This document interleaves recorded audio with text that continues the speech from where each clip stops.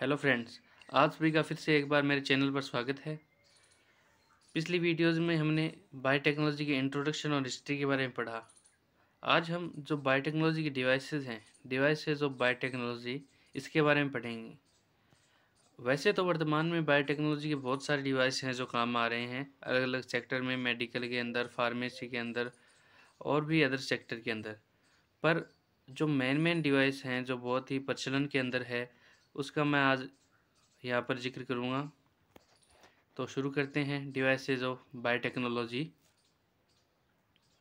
तो सबसे पहले टिश्यू कल्चर, उत्तक संवर्धन। जो टिश्यू कल्चर है उसकी जो खोज है वो सबसे पहले गॉटलिब हेबरलैंड ने 1902 में की थी। ये जो आप तस्वीर देख रहे हैं ये गॉटलिब हेबरलैंड की है। इसके बाद जो टिश्यू कल्चर है उसके द्वारा understand the mechanism of morphogenesis and differentiation. Tissue culture के द्वारा जो मॉर्फोजेनेसिस है और डिफरेंशिएशन विभेदन है उसकी प्रक्रिया को समझा जा सकता है, उसकी क्रियाविधि को समझा जा सकता है।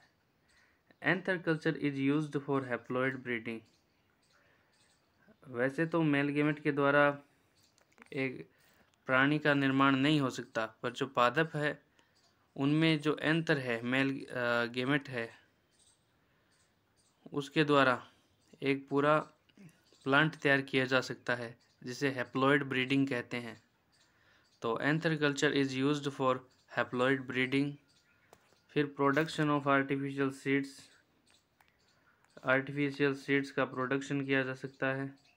इसके बाद transgenic plants are formed by the transformation of protoplast. Protoplast के ट्रांसफॉर्मेशन से ट्रांसजेनिक प्लांट बनाए जा सकते हैं। ये टिश्यू कल्चर की एप्लीकेशंस है। इसके बाद दूसरा है gene technology. Gene technology also known as genetic engineering, इसे जेनेटिक इंजीनियरिंग के नाम से भी जाना जाता है। The main tools of this technique are, इस जो टेक्निक है जीन टेक्नोलॉजी, इसके जो मेन टूल हैं वो दो हैं, एक तो एंजाइम और दूसरा क्लोनिंग वेक्टर। एंजाइम में पहला है एक्सोन्यूक्लियज। एक्सोन्यूक्लियज एंजाइम वो होते हैं जो डीएनए या आरएनए को किनारों से काटते हैं। जैसे ये एक स्टैंड है, इसका 5 एंड और ये 3 एंड, तो एक्सोन्यूक्लियस एंजाइम इन्हें किनारों से ही काटते हैं। तो ये दो टाइप के होते हैं। जो एक्सोन्यूक्लियस एंजाइम डीएनए को 5 एंड से काटते हैं उन्हें 5 एक्सोन्यूक्लियस एंजाइम कहते हैं। जो डीएनए को 3 एंड से काटते हैं उन्हें 3 एक्सोन्यूक्लियस एंजाइम कहते हैं। उसके बाद endonuclease enzyme. Endonuclease enzyme DNA को बीच में से काटते हैं। जो एंजाइम डीएनए को बीच में से काटते हैं उन्हें एंडोन्यूक्लियस एंजाइम कहते हैं। इसके बाद restriction endonuclease. Restriction endonuclease enzyme वो एंजाइम होते हैं जो डीएनए को किसी पर्टिकुलर सीक्वेंस, जो सीक्वेंस डिसाइड होती है उसके ऊपर से ही काटते हैं, उसे रेस्ट्रिक्शन एंडोन्यूक्लियस एंजाइम कहते हैं। ये भी दो प्रकार के होते हैं, restriction endonuclease first, restriction endonuclease second. उसके बाद है क्लोनिंग वेक्टर। अब क्लोनिंग वेक्टर के अंदर फॉरेन डीएनए जुड़ा हुआ होता है। जैसे ये किसी प्लांट या प्लांट वायरस या बैक्टीरिया का डीएनए है। पहले तो ये देखिए कि हम क्लोनिंग वेक्टर के रूप में इस्तेमाल किस किस को कर सकते हैं। प्लेज्मिड, फेज डीएनए, कोस्मिड, फेसमिड आदि को हम क्लोनिंग वेक्टर के रूप में इस्तेमाल कर सकते हैं। अब मान लीजिए ये कोई प्लाज्मिड है, अब इसको क्लोनिंग वेक्टर के रूप में इस्तेमाल करना है तो इसके अंदर हम एंडोन्यूक्लियस के द्वारा कट लगाएंगे और इतना पार्ट इसका अलग कर लेंगे, और ये जो पार्ट यहाँ पर हमने कट किया है उसकी जगह हम दूसरा पार्ट यहाँ पर जोड़ देंगे।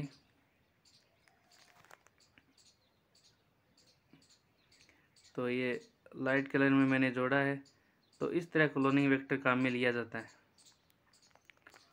तो प्लाज्मिड, फेस डीएनए और कोसमिड, फेसमिड को हम क्लोनिंग वेक्टर के रूप में काम ले सकते हैं। इनके अंदर फॉरेन डीएनए जोड़ते हैं।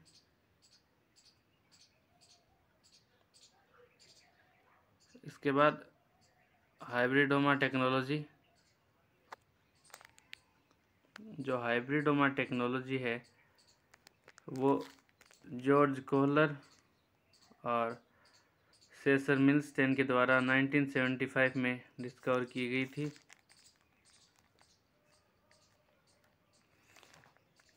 इसके बाद जो ये दोनों साइंटिस्ट थे, जॉर्ज कोहलर और सेसर मिल्स्टेन, इनको नोबेल प्राइज़ भी मिला था फिजियोलॉजी और मेडिसिन के अंदर 1984 में।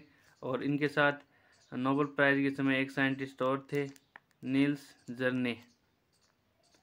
तो ये आप फिगर देख सकते हैं, यहाँ पर फोटोज़ है। ये है कोहलर, जॉर्ज कोहलर, ये हैं सेसर मिल्स्टेन और ये हैं नील्स जर्ने।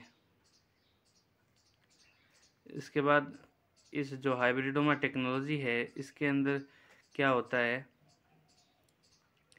कि मान लीजिए दो सेल हैं, एक तो लीवर की सेल है, स्प्लीन सेल, और एक ऐसी सेल है जिसके अंदर, लीवर की एक ऐसी सेल है जिसके अंदर कैंसर डेवलप किया हुआ है। तो स्प्लीन सेल जो लीवर सेल है उसके अंदर एंटीबॉडीज़ का प्रोडक्शन होता है, पर उसके अंदर जो मल्टीप्लिकेशन होता है वो बहुत धीरे होता है। मतलब जो सेल डिवाइड होती है वो बहुत ही धीरे डिवाइड होती है। और जो कैंसर की सेल है वो बहुत जल्दी डिवाइड होती है। तो अगर इन दोनों सेल को आपस में मिला दिया जाए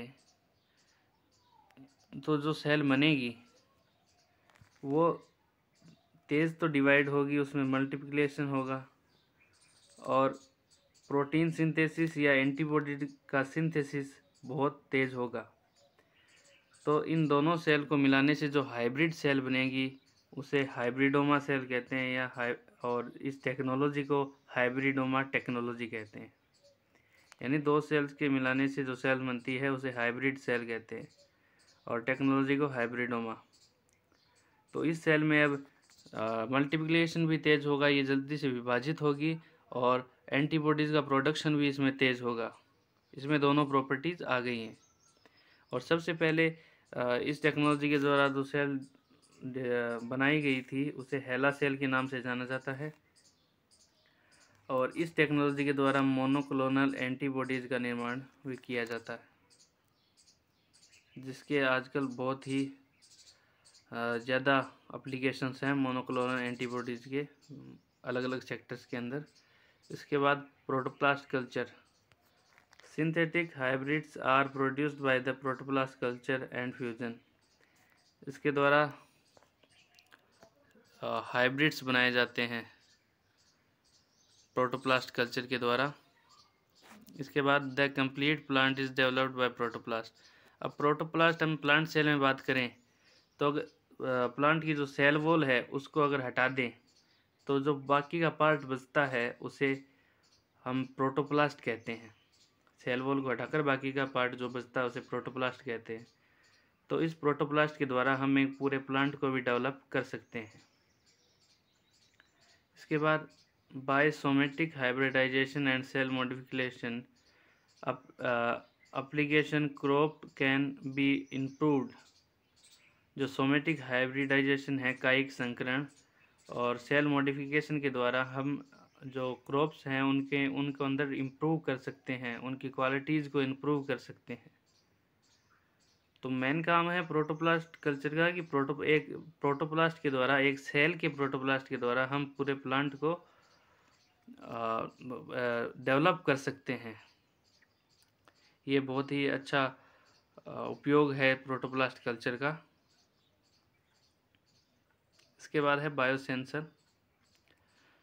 biosensor is a device in which signal can be converted into digital mode. Biosensor के द्वारा सिग्नल को डिजिटल मोड में कन्वर्ट किया जा सकता है।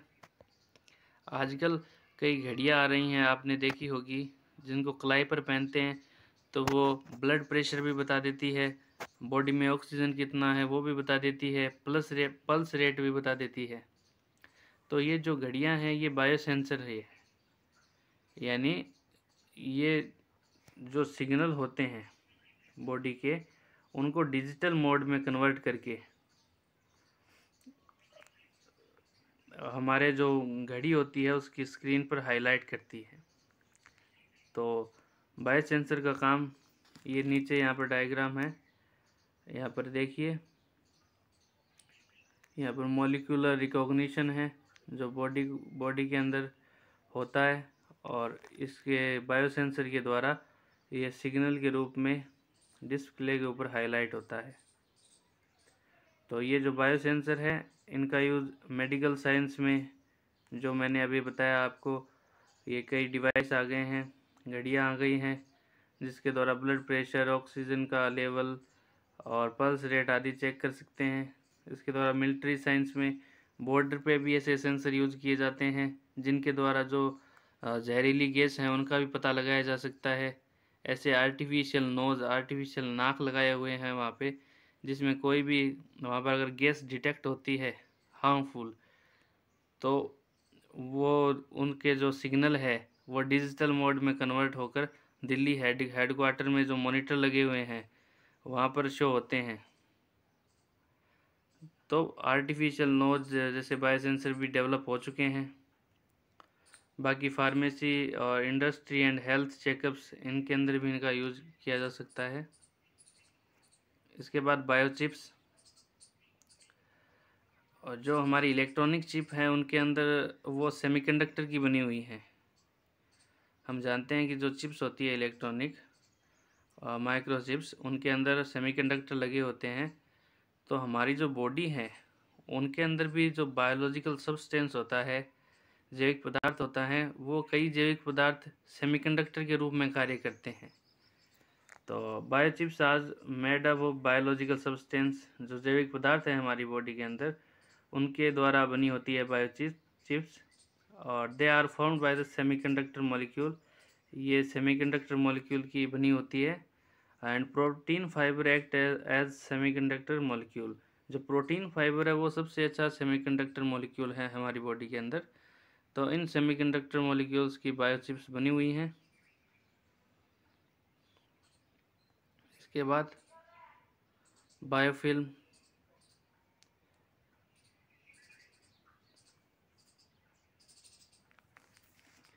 Biofilm is a polymer of inorganic components of microbial cells. जो बायोफिल्म है वो जो माइक्रोबियल सेल्स होती है इनके इनऑर्गेनिक कंपोनेंट का पॉलीमर या बहुलक होता है, और it is formed in natural and modified environment. ये जो नेचुरल एनवायरनमेंट है उसके अंदर बनती है। तो बायोफिल्म का सबसे अच्छा एग्जांपल है जो शैवाल आते हैं हमारे यहाँ बारिश के मौसम के अंदर, तो उनमें जो देखते हैं हम कई जगह पर कि शैवाल की परत सी बन जाती है मिट्टी पर भी और पानी के ऊपर भी। तो ये जो परत होती है उसे ही हम बायोफिल्म कहते हैं।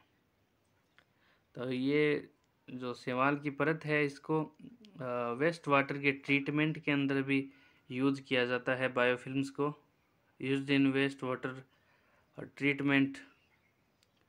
और ये यहाँ पर डायग्राम है, इसके अंदर दिखाया गया है कि कैसे बायोफिल्म का निर्माण होता है। सबसे पहले कहीं से किसी भी बैक्टीरिया या माइक्रोब्स का कोई भी यूनिट आकर यहाँ पर गिर गई, और वो फिर फर्दर डिवाइड होकर एक बायोफिल्म या माइक्रोबियल कॉलोनी बना लेती है। और इन जो बायोफिल्म हैं इसका उपयोग वेस्ट वाटर के ट्रीटमेंट में भी किया जाता है। तो आज का ये हमारा टॉपिक था, devices of biotechnology. I hope आपको समझ में आया होगा। फिर भी अगर कोई क्वेश्चन हो तो आप पूछ सकते हैं कमेंट बॉक्स के माध्यम से। Thank you. आज का जो हमारा टॉपिक था डिवाइसेस ऑफ बायोटेक्नोलॉजी, अगर कोई क्वेश्चन हो आप पूछिएगा। तब तक के लिए धन्यवाद। Thank you.